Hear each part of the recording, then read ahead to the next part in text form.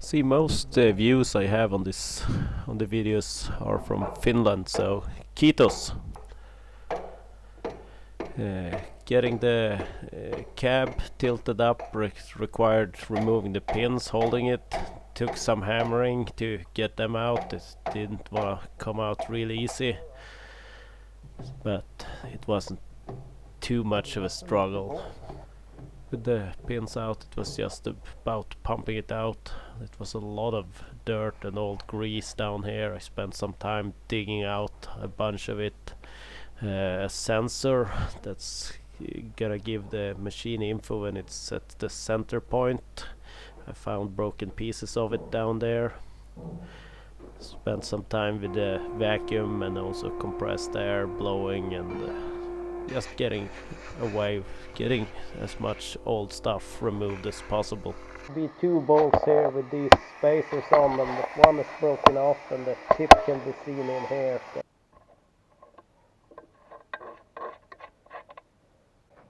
Oh, it came out. The tip came out quite easily at least, so I will need to replace that. The spacer is kind of a shock absorber apparently, but adding a longer bolt with a spacer would have required me to take off the feed roller, so I just went with a shorter bolt and those Norlock washers.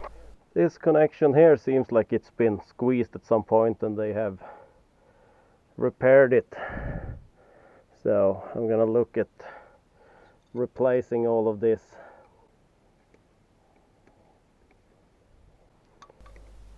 Repairing this central lubing thing was quite simple. Just removing the old hoses and fitting new ones without any repairs on them. I also found a new clamp to hold them tightly against the chassis. I'm not sure really how they got pinched, but hopefully it will work now. Happy going. Removed some rust in the holes for the pins to the cab.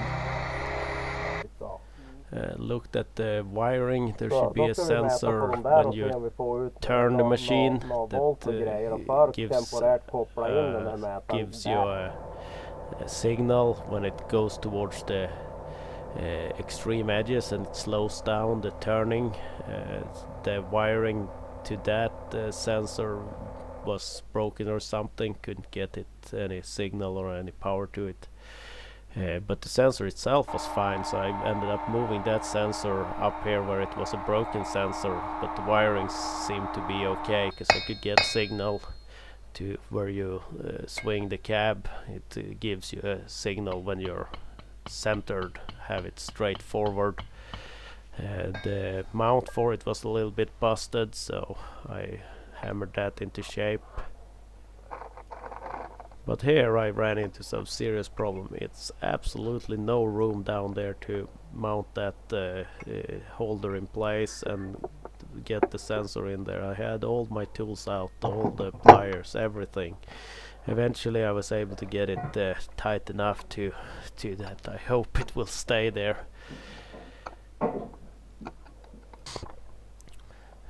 There is also a bolt down there that it triggers the sensor itself. A lot of times when you've had big pieces of wood down there, it can be broken, but it had survived on this machine at least. So it tested that it functioned as it should, and then it was time to get the cab back down. Everything that's when it was gonna get done in there had already been done. Some hammering, getting the pins back in place, and just bolting the safety bolt back on that holds the pin in place.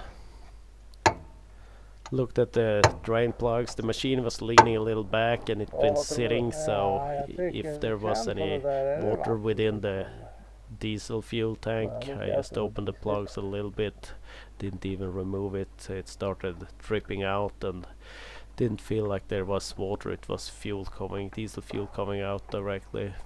Fuel filters were also replaced. I had forgotten to add that in the previous video, I think, so I'm showing that here now. It's the same as the forwarder, very simple, just unbolting and rebolting. Ja, drar vi The i kind vägen. of rubber stops were a little kind of uneven, so we ended up undoing both of them and adding a thin sheet of rubber. One nut had to be broken off, refused to come apart. Not sure how well it can be seen, but this is way loose, so hopefully we just have the leaks in the brake cylinder here, there. Yes, it turned out that removing that angle connector with that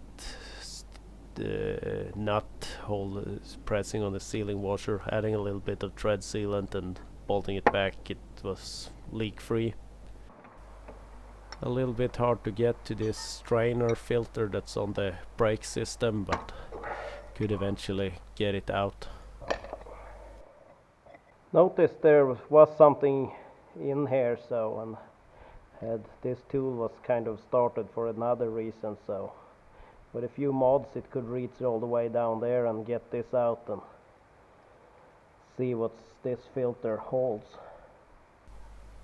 It's turned out to be very expensive to buy a new one, so I put the old one in even if it showed some damage. Seems to be some kind of strainer with maybe a super fine strainer that's starting to break.